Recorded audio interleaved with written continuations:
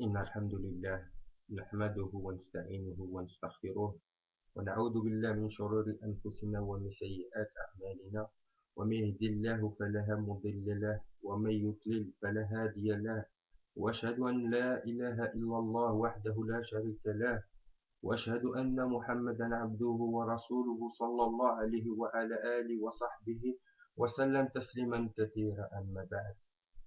يا أيها الذين آمنوا اتقوا الله حق تقاته ولا تموتن إلا وأنتم مسلمون. يا أيها الناس اتقوا ربكم الذي خلقكم من نفس واحدة وخلق منها زوجها وبث منهم رجالا كثيرا والنساء واتقوا الله الذين تساءلوا به الأرحم إن الله كان عليكم رقيب. يا أيها الذين آمنوا اتقوا الله وقولوا قولا سديدا يصلح لكم أعمالكم ويغفر لكم ذنوبكم ومن يطع لله ورسوله فقد فاز فوزا عظيما. أما بعد، Assalamu alaikum wa rahmatullah wa barakatuhu.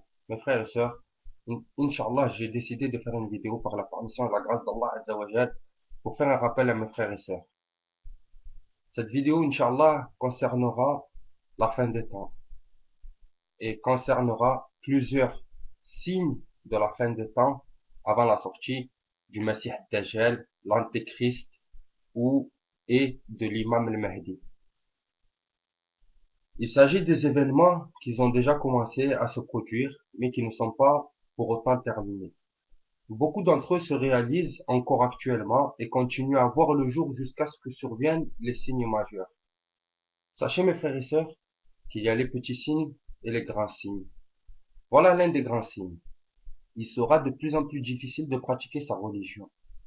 Et nous savons, mes frères et sœurs, que nous vivons dans une société où il est très difficile de pratiquer sa religion convenablement, où il est difficile de s'afficher avec ses appartenances religieuses, où notre communauté est blâmée de partout, où notre communauté est vue comme quelqu'un de sauvage, où notre communauté est vue comme la pire des communautés. Alhamdulillah, alhamdu shukr lillah ya rabbil alamin. On a Allah Azza wa Jal.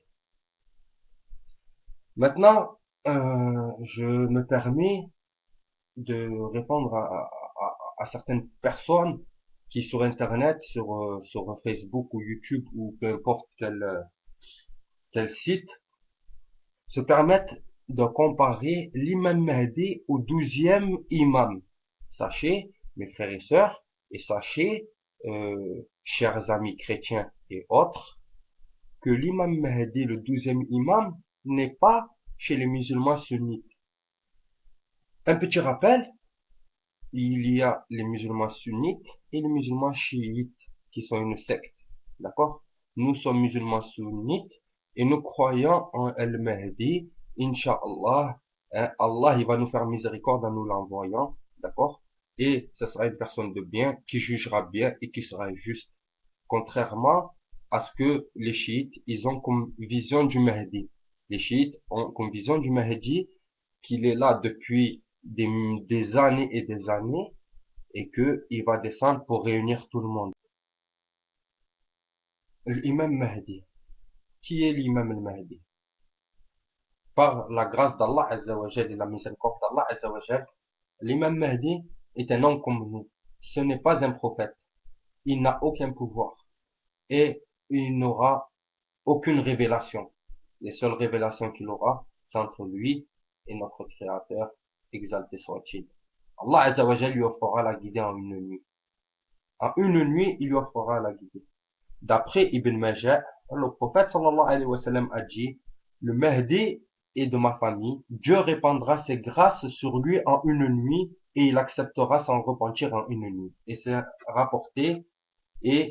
rapporté par l'imam, par Ali Abi Talib, le troisième calife.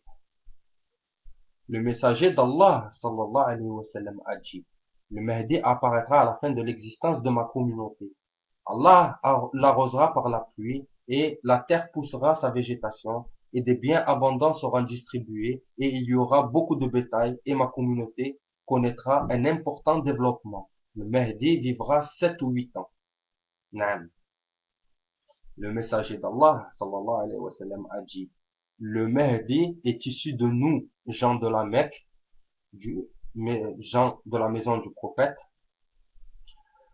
Allah arrangera ses affaires en une nuit. Le messager d'Allah, sallallahu alayhi wa sallam, a dit, le monde n'arrivera à son terme avant qu'un homme de ma descendance ayant le même nom que moi ne règne sur les Arabes. Sachez, mes frères et sœurs, que une allusion qui est faite à ce hadith, quand le prophète sallallahu alayhi wa sallam dit qu'il aura le même nom que lui, il ne s'appellera pas Mohammed, mais il aura un nom qui, dans sa traduction, signifiera la même chose. Naam, Inch'Allah. D'après Ibn Mas'ud, le prophète sallallahu alayhi wa sallam a dit, un homme de ma famille viendra, son nom correspondra à mon nom. D'accord? On comprend bien, correspondra à mon nom. Il est rapporté aussi, d'après Abu Huraira, radiallahu anhu, s'il ne resterait qu'un jour à ce monde, Dieu le prolongera jusqu'à ce qu'il vienne. Donc, il se doit de croire en son arrivée, Inch'Allah. D'après Ibn Mas'ud, le prophète sallallahu alayhi wa sallam a dit, s'il ne reste au monde qu'un seul jour, Dieu prolongerait ce jour jusqu'à ce qu'il envoie un homme de ma famille qui remplira la justice et l'équité comme il avait rempli auparavant d'injustice et d'iniquité. Et c'est rapporté par Abu Daoud dans le livre du Mahdi. Le prophète sallallahu alayhi wa sallam a dit, il y aura toujours une partie de ma communauté qui combattra ouvertement dans la voie de la vérité jusqu'à la fin des temps. Et Isa, le fils de Maryam, alayhi salam, descendra et le commandeur des croyants lui dira, viens diriger notre prière.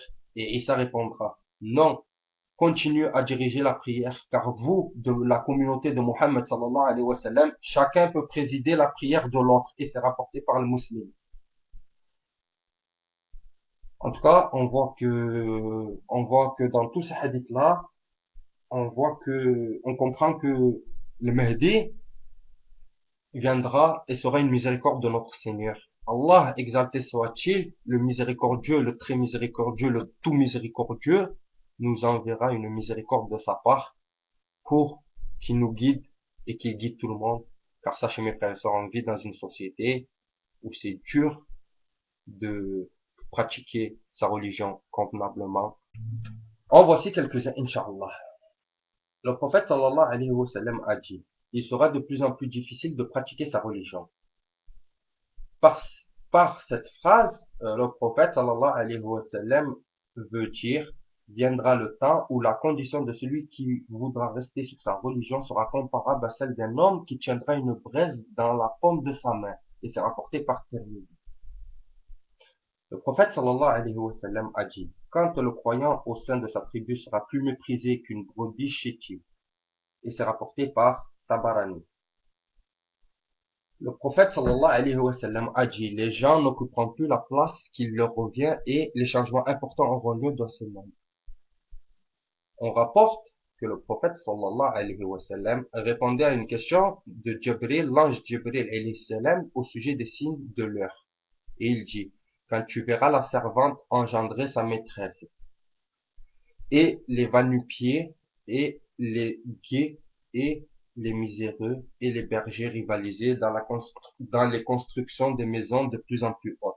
Et c'est rapporté par Muslim et Bukhari.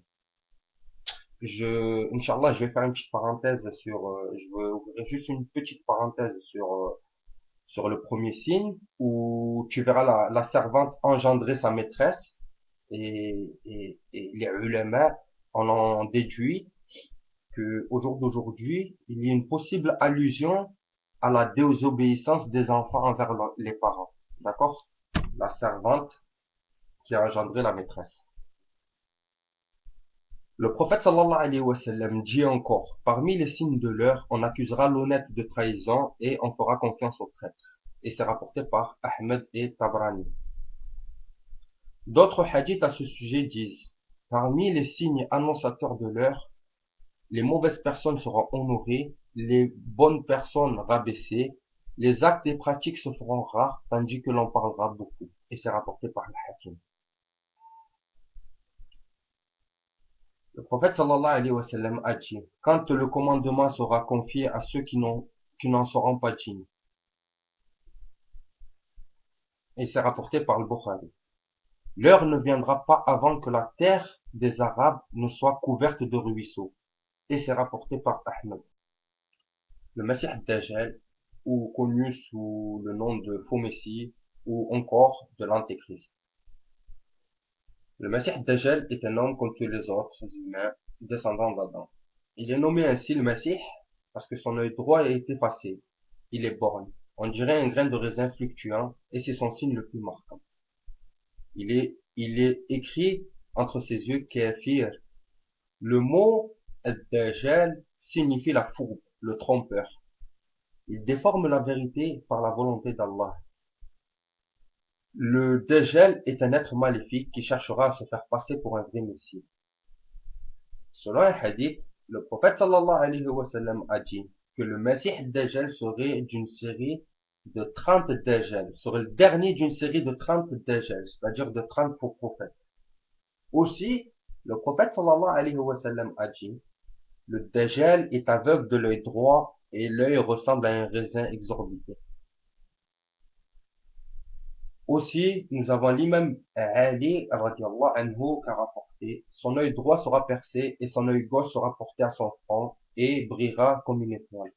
Seuls les croyants seront capables de lire le mot kafir inscrit en caractère gras sur son front. Il y aura de grandes montagnes de fumée à deux faces de sa caravane avant et arrière. Les gens vont anticiper la nourriture dans les montagnes au cours de la famine. Toutes les rivières, tombant à sa manière, sont sèches et il fera appel aux gens avec sa voix. Ô mes amis, viens à moi. Je suis ton Seigneur qui a fait vos membres et vous a donné la subsistance. Et c'est ainsi que ce Messie Dajjal trompera les gens et montrera aux gens certaines choses, certains aspects, et fera certains soi-disant miracles pour tromper les gens. Je mets une petite parenthèse parce que j'ai utilisé le mot miracle parce que ce ne sera pas un miracle qu'il fera. Sachez une chose, mes frères et sœurs, c'est que le Messie Dajjal n'est pas limité en science. Il a beaucoup de science. Il a de la science inimaginable, qu'il a accumulée tout au long de sa vie terrestre. Et sachez une chose, mes frères et sœurs, c'est que tout ce qu'il va faire ne sera pas des miracles. Ça sera que des réactions chimiques qui feront en sorte que les gens croiront que c'est des miracles. Donc, ne vous trompez pas et ne vous laissez pas tromper. D'accord, mes frères et sœurs? Et sachez une chose. Sachez que même le musulman n'arrivera pas à distinguer le vrai et le faux. Anas ibn Malik rapporte que le messager d'Allah sallallahu alayhi wa sallam a dit, il n'y a aucun prophète qui n'a pas prévenu sa Ummah de ce menteur borgne. Voici, il est borgne et votre Seigneur n'est pas borgne. Sur son front sont les lettres K, F, R, Kafir. Et d'après Abu Huraira, radiallahu anhu, le prophète sallallahu alayhi wa sallam a dit à propos du Dajjal, il a avec lui une eau fraîche et un feu ardent. Son feu est en réalité une eau fraîche, alors que son eau est un feu. Alors méfiez-vous-en. Et c'est rapporté par Muslim. Le messager d'Allah, sallallahu alayhi wa sallam, a dit, Allah n'a envoyé au monde aucun prophète qui n'ait averti son peuple contre la venue du Dajjal, mais il n'est pas apparu de leur vivant. Je suis le dernier de la lignée des prophètes, et vous êtes la dernière communauté des croyants. Sans doute, sans aucun doute, le Dajjal apparaîtra parmi vous. Abu Bakr radiallahu anhu rapporte que le messager d'Allah sallallahu alayhi wa sallam a dit, l'Antéchrist apparaîtra en Orient, dans une terre appelée Khorasan, et sera suivi par des peuples dont le visage sera semblable à des boucliers martelés. Et c'est rapporté par Tirmidhi et Ahmed radiallahu anhu. D'après Ibn Omar, le prophète sallallahu alayhi wa sallam a évoqué l'imminence de la venue de l'Antéchrist, puis il a dit, certes, Allah n'est pas borgne, quant à l'Antéchrist, il est bien borgne de l'œil droit, si bien que son œil ressemble à un raisin flottant, et c'est rapporté par l'imam Muslim et al-Bukhari.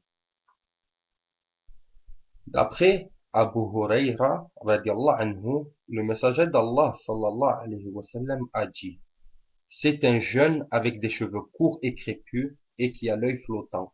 Celui qui le reconnaît doit, pour échapper à la tentation, réciter les préludes de la sourate Al-Kahf, sourate 18.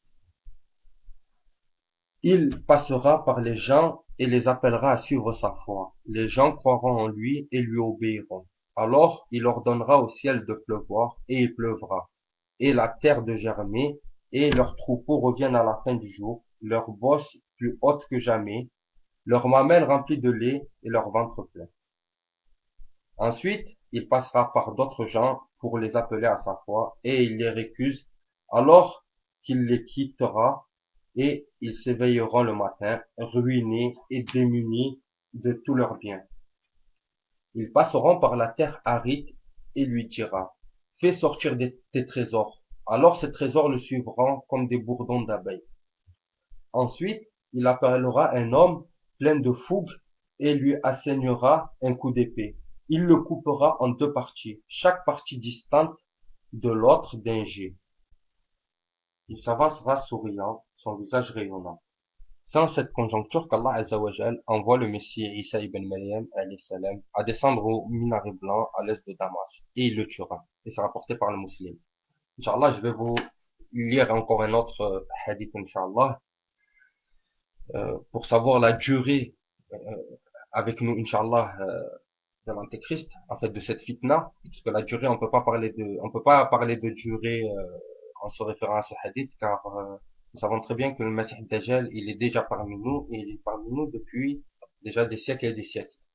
Et Allah Azzawajal l'a préservé, hein, et jusqu'à qu'il le fera sortir, jusqu'à que l'heure viendra où Allah Azzawajal le fera sortir. En tout cas, voilà un autre hadith qui parle de la durée de cette fitna parmi nous, Inch'Allah. Le prophète sallallahu alayhi wa sallam a dit, l'antéchrist demeurera 40 jours sur terre, dont un jour, le premier jour, aura une durée de 1 an, le second aura une durée d'1 mois, et le troisième aura une durée d'1 semaine. Quant aux autres années, ils passeront à la vitesse de l'éclair, au point qu'un homme se réveillant à la porte de Médine ne pourra en atteindre l'autre porte avant le soir. Comment comment prierons-nous pendant ces jours-là si courts, ô messager d'Allah? Le messager d'Allah, sallallahu alayhi wa sallam, dit, vous ferez des estimations en échelant les prières pendant ces jours courts, comme vous le faisiez pendant les jours longs. Et c'est rapporté par Ibn Majid. Vous voyez, mes frères et sœurs, là, on est dans une période où, Inch'Allah, par la grâce et la miséricorde d'Allah, on est en train de vivre une fin. Après l'heure, elle est qu'auprès de notre Seigneur, et il n'y a que lui, exalté soit-il, qui connaisse l'heure, et aucun messager, aucun ange ne connaît l'heure. L'imam Ibn Kathir, rahimahullah, résume la vie du Dajjal. C'est un être humain que Allah a créé pour éprouver les hommes à la fin des temps. Il en égarera beaucoup à travers lui, il n'égarera cependant que les pervers. À la fin des temps, il lui sera autorisé de se manifester dans un premier temps à Isfahan, en Iran actuel, dans une contrée connue sous le nom de Al-Yahoudiya. 70 000 juifs parmi ses habitants s'allieront à lui, ils seront armés d'épées et vêtus de saïgen. Dans un premier temps, il apparaîtra sous l'image d'un roi tyran, il prétendra ensuite qu'il est un prophète, pour enfin prétendre à la seigneurie. Les ignorants et les moins que rien le suivront, alors que ceux qu'Allah aura guidés parmi les vertueux et les alliés s'opposeront à lui, au Dajjal. Il conquérera les pays les uns après les autres, il fera tomber les citadelles les unes après les autres, contrée par contrée, religion après religion à un point. Il ne restera pas une terre sans qu'il ne foule du sabot de sa monture et de son pied, sauf Média et Mecca. Sachez une chose, mes frères et sœurs, et je vous rapporterai, Inch'Allah, le hadith. Sachez que les deux seules villes où le Messie Dajjal ne pourra pas rentrer, car il y aura des anges à l'entrée qui lui barreront la route, hein, et Médine et Mecca. Il restera sur terre 40 jours, un jour comme un mois, un jour comme une année, et le reste de son séjour sera équivalent au jour habituel. En tout, cela fera 1 an, 2 mois et 15 jours. Inch'Allah. Allah lui accordera beaucoup de pouvoir afin d'égarer les gens qu'Allah aura voulu parmi ses créatures. Cependant, les croyants ne céderont pas à ces tentations. Au contraire, ça va les raffermir par la bénédiction et par la grâce d'Allah Azza wa Jalla. Mes frères et sœurs, ce sujet, c'est pas un sujet à la légère, car tous les prophètes, alayhim salam, ont averti leur communauté. Tous les prophètes ont mis en garde leur communauté. Mes frères et sœurs, voilà quelques recommandations, Inch'Allah. Qu'Allah nous préserve de ce Messie Dajjal et qu'Allah nous préserve de ces fitna, Inch'Allah, ya Rabbil Alamin. Amin. Le prophète sallallahu alayhi wa sallam a dit, demandez à Allah dans vos invocations de fin de prière dans le tashahhud de vous protéger de du châtiment de la tombe, contre le châtiment de la géhenne, contre les tentations inhérentes à la vie et à la mort, et contre la tentation du Messie Dajjal. Et selon Abu Darda, radiallahu anhu, le prophète sallallahu alayhi wa sallam a dit, quiconque apprend par cœur les 10 premiers versets de la sourate Al-Kahf sera prémuni contre l'antéchrist. Et dans une autre version, on lit la même chose, mais que lisent les 10 derniers versets de la sourate Al-Kahf. Sourate Kahf, sourate 18, d'accord? Verset 100 à 110 dans une version, et dans l'autre version, verset 1 à 10. Inch'Allah, ya Rabbi.